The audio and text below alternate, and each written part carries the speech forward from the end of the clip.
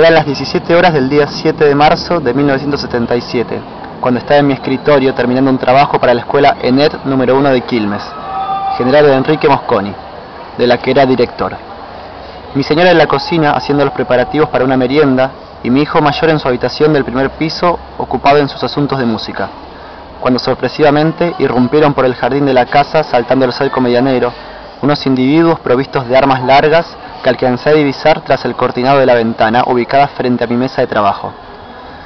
Al decidir salir y abrir la puerta para cerciorarme de lo que pasaba, fui atropellado sin más trámite por un individuo armado, con aspecto de fascineroso,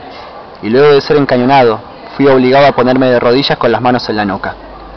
En esta situación se me preguntó insistentemente quién era Carlos Casabona. Mientras esto ocurría, sentí que se desplazaban por la casa otros individuos,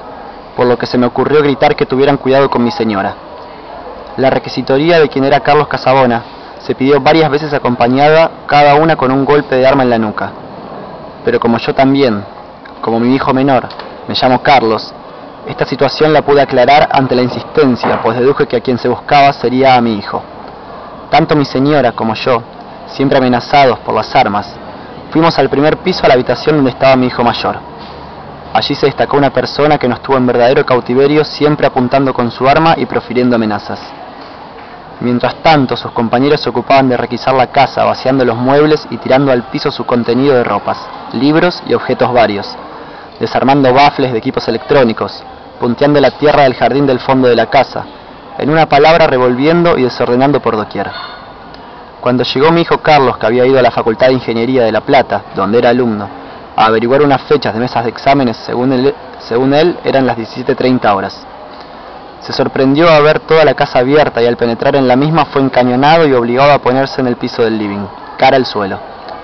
Como recién había hecho el servicio militar, pudo observar desde su posición que la única prenda de ese tipo que tenían los siniestros asaltantes de mi casa eran borceguíes, pues la víctima era diversificada en gorros tejidos de lana, camperas, camisas y tricotas atadas a la cintura con pantalones comunes. Todo ello sin guardar ningún estilo de corte militar o policial.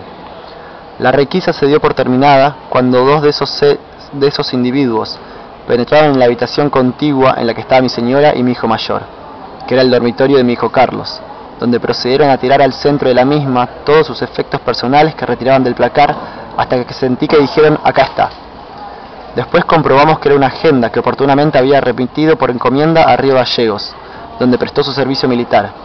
y en la que había escrito su diario de soldado.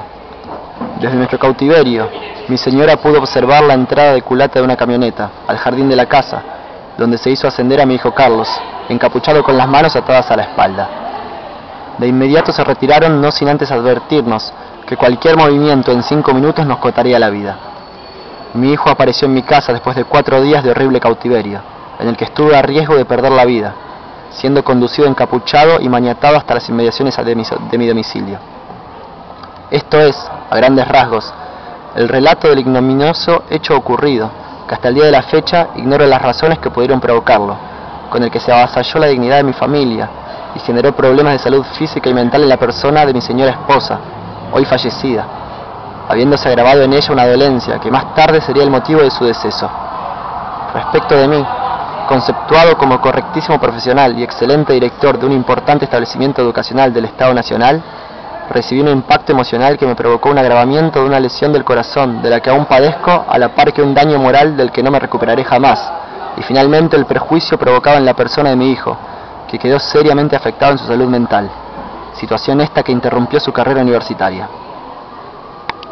Juan Carlos Casabona, Legajo número 2787.